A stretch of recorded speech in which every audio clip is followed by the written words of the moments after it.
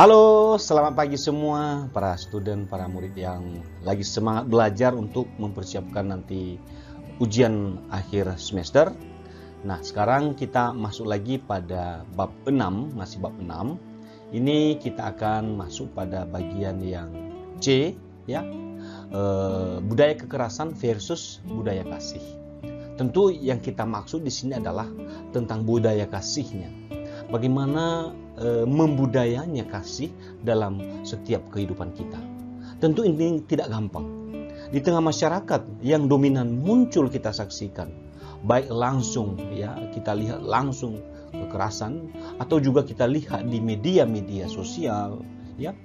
Ini kekerasan dominan terjadi. Ya. Kadang mulai dari rumah, di tengah masyarakat ya, dan apalagi yang akhirnya ditindak karena melakukan kekerasan. Nah, untuk itu mari kita awali pembelajaran ini dengan doa pembukaan. Dalam nama Bapa, Putra, dan Roh Kudus. Amin. Bapa yang penuh kasih, pada kesempatan ini kami akan belajar tentang budaya kasih yang dapat mengatasi segala bentuk kekerasan yang terjadi dalam hidup kami.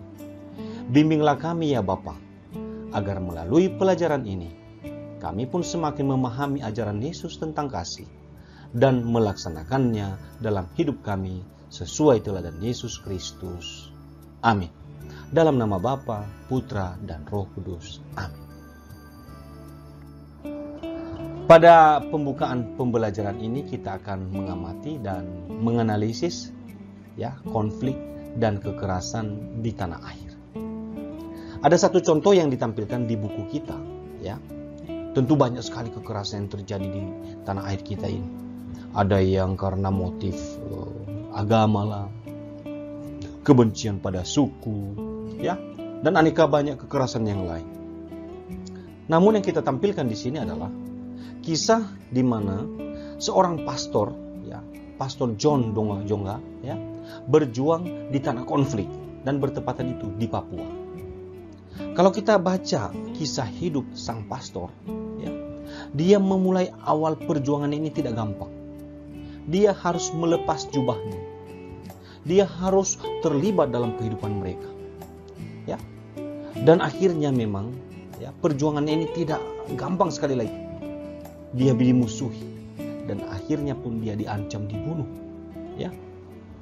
Malah oleh pemerintah setempat mencap pastornya OPM, ya, tentu waktu itu Papua merdeka.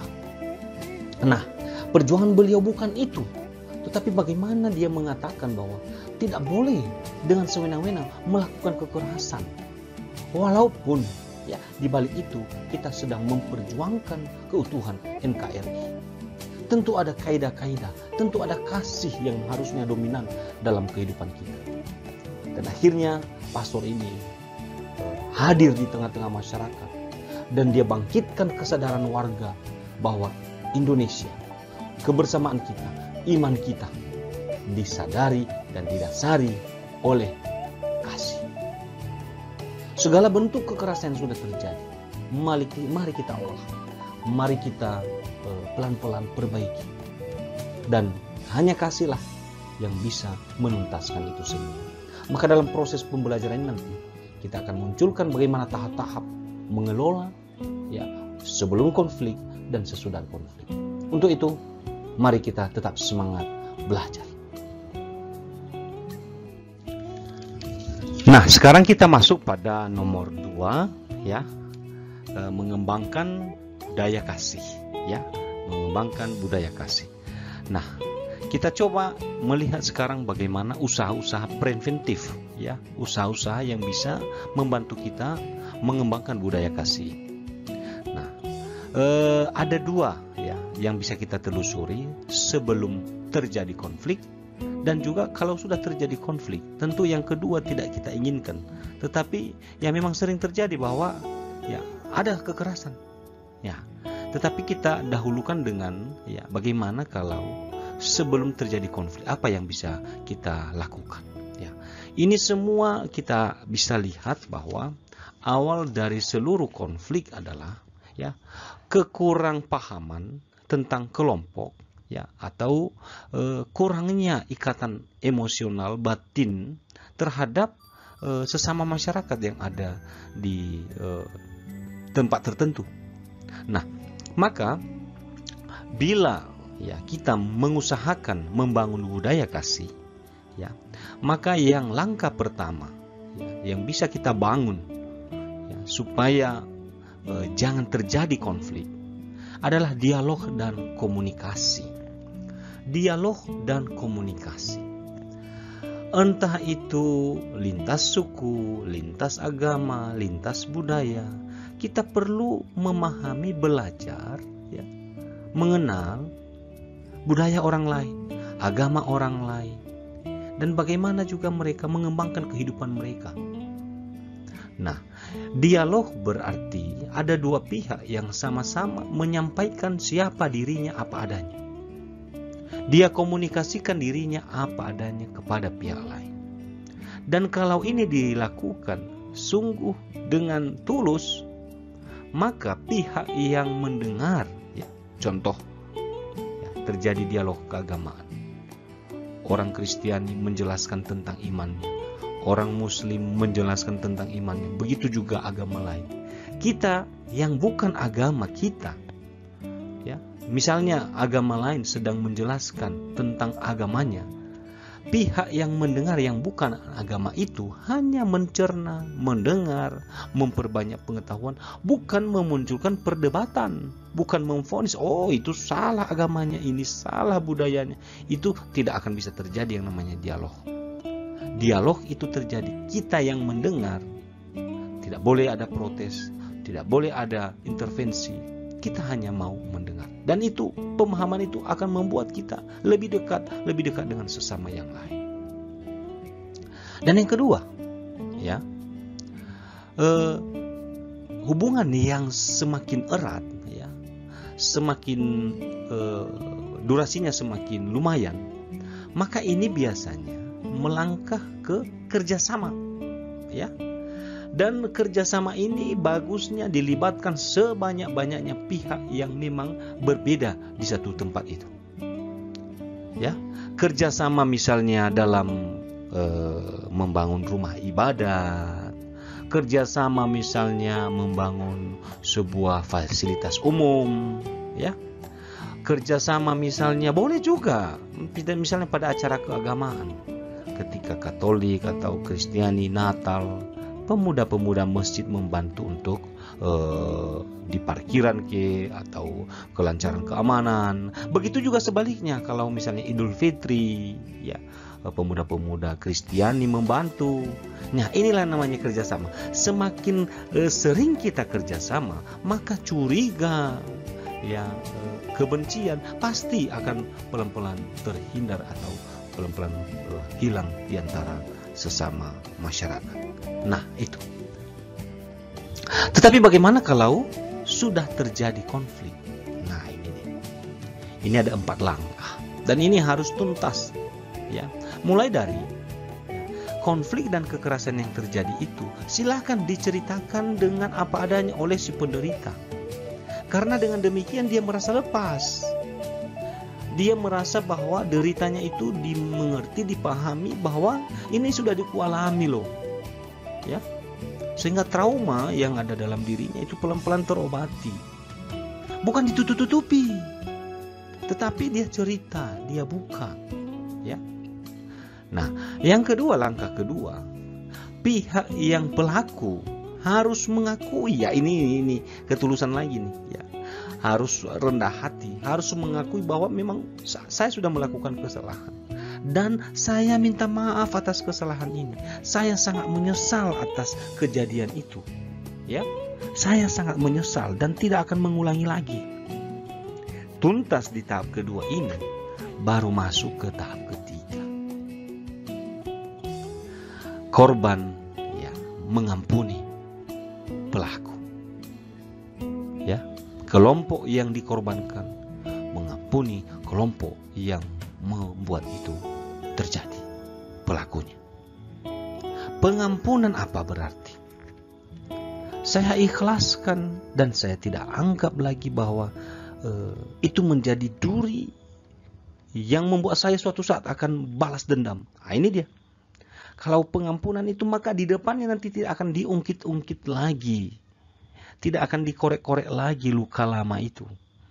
Karena kalau itu dikorek, maka lukanya makin banyak, maka makin membusuklah hubungan di antara kita. Nah, lalu tahap terakhir, inilah yang namanya rekonsiliasi. Rekonsili. Konsili itu adalah pertemuan. Ya, pertemuan kembali. Berarti dipertemukan kembali. Dan pertemuan kembali ini, ya, sebenarnya itulah yang paling dalam kalau dalam ajaran agama kita adalah hubungan kita dengan Tuhan dibersihkan karena hubungan kita dengan sesama sudah bersih. Maka pernah dikatakan kan, tinggalkan dulu persembahanmu, berdamai dulu dengan sesamamu, dengan saudaramu, baru engkau datang untuk menyembah aku, untuk beribadat kepadaku. Karena kalau kita beribadat, ya, dan hati kita sedang menyimpan dendam, kebencian, sebenarnya ibadah kita itu palsu. Nah, berikutnya, ya, ajaran kitab suci tentang budaya kasih. Nah, ini kita kutip dari Matius 26 ayat 47 sampai 56. Yesus ditangkap. Nah, ini bisa dibaca di Injilnya. Mari saya bantu untuk membacanya, ya. Nah, silakan buka kitab suci masing-masing, ya. Ya, saya harap bahwa ini tidak saya kasih teksnya lagi, supaya kamu memang betul-betul mendengar. Ya, kalau memang tidak punya kitab suci di rumah. Waktu Yesus masih berbicara, datanglah Yudas, salah seorang dari ke-12 murid itu. Dan bersama-sama dia serombongan besar orang yang membawa pedang dan pentung, disuruh oleh imam-imam, kepala dan tua-tua bangsa Yahudi. Orang yang menyerahkan dia telah memberitahukan tanda ini kepada mereka. Orang yang akan kucium, itulah dia, tangkaplah dia. Dan segera ia maju mendapatkan Yesus dan berkata, "Salam Rabi." Lalu mencium dia. Tetapi Yesus berkata kepadanya, "Hai teman, untuk itukah engkau datang?" Maka majulah mereka memegang Yesus dan menangkapnya. Tetapi seorang dari mereka yang menyertai Yesus mengulurkan tangannya, menghunus pedangnya dan meletakkannya kepada hamba imam besar sehingga putus telinganya. Maka kata Yesus kepadanya, "Masukkan pedang itu kembali ke dalam sarungnya, sebab barang siapa menggunakan pedang akan binasa oleh pedang." Ya, perhatikan betul ya ayat 52 ini. "Atau kau sangka bahwa aku tidak dapat berseru kepada Bapakku supaya ia segera mengirim lebih dari 12 pasukan malaikat membantu aku? Jika begitu, bagaimanakah akan digenapi yang tertulis dalam kitab suci yang mengatakan bahwa harus terjadi demikian?" Pada saat itu Yesus berkata kepada orang banyak, "Sangkamu aku ini penyamun? Maka kamu datang lengkap dengan pedang dan pentung untuk menangkap aku? Padahal tiap-tiap hari aku duduk mengajar di bait Allah, dan kamu tidak menangkap aku. Akan tetapi semua ini terjadi supaya genap yang ada tertulis dalam kitab nabi-nabi." Lalu semua murid itu meninggalkan dia dan melarikan diri. Demikianlah Injil Tuhan. Terpujilah Kristus. Nah, Yesus ditangkap. Kalau bisa dikatakan bahwa ini detik-detik hidup Yesus ketika dia ditangkap. Detik-detik kehidupannya. Tapi apa yang dilakukan oleh Yesus? Dan apa yang dilakukan oleh para rasulnya? Menyedihkan memang. Ketika dia ditangkap ini, yang pengkhianatnya adalah muridnya sendiri, rasul yang dipilihnya, yang selalu bersama-sama dengan dia. Pengkhianatan. Kalau kepada kita dilakukan pengkhianatan semacam itu, bagaimana perasaan kita? Tapi itu Yesus sudah alami. Lalu banyak orang membawa pedang dan pentung, ini simbol kekerasan. Yesus yang pembawa damai dihadapi dengan seperti sedang perang. ditangkap. Ya. Memang tidak gampang ya menghadapi situasi seperti ini kalau dalam posisi kita. Petrus menghunus pedang juga.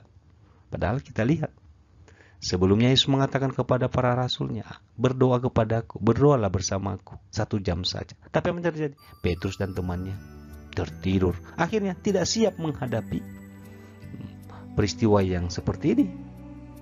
Petrus ya menghadapi kekerasan dengan kekerasan, menghunus pedang, putus telinga. Tapi Yesus menegur Petrus, ya, sarungkan pedangmu Petrus. Itu tadi, yang biasa bermain-main dengan pedang akan juga mati di mata pedang. Yesus tidak mengajarkan kekerasan, Yesus mengajarkan kedamaian, perdamaian. Ya. Situasi dan kondisi ini dihadapi oleh Yesus dengan apa? Tabah, taat, penuh kasih dan pengampunan. Dan inilah baru dikatakan budaya kasih. Ya, inilah ajaran Yesus kepada kita ketika dia ditangkap.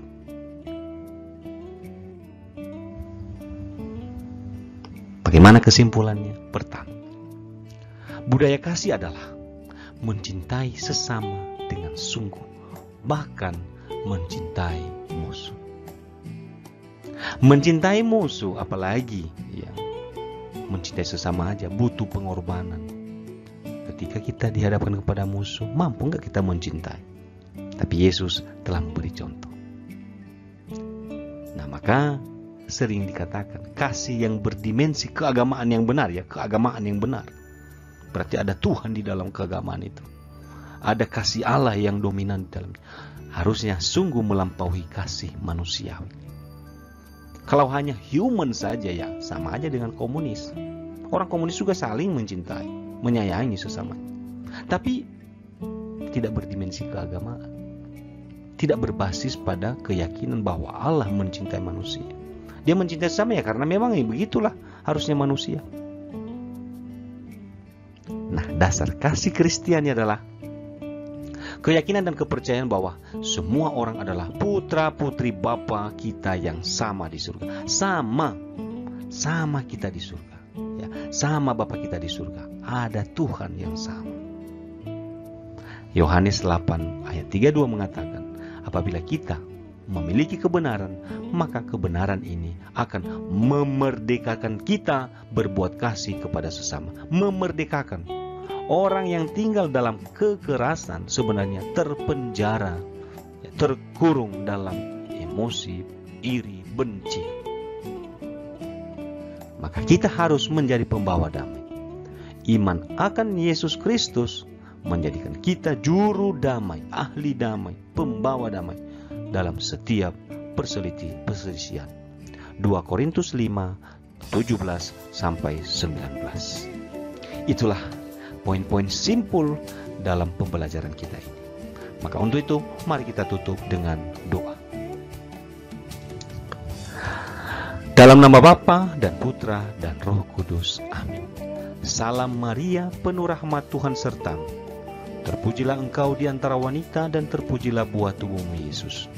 Santa Maria Bunda Allah, doakanlah kami yang berdosa ini sekarang dan waktu kami mati. Amin. Kemuliaan kepada Bapa dan Putra dan Roh Kudus, seperti pada permulaan, sekarang, selalu, dan sepanjang segala abad. Amin. Dalam nama Bapa, Putra, dan Roh Kudus.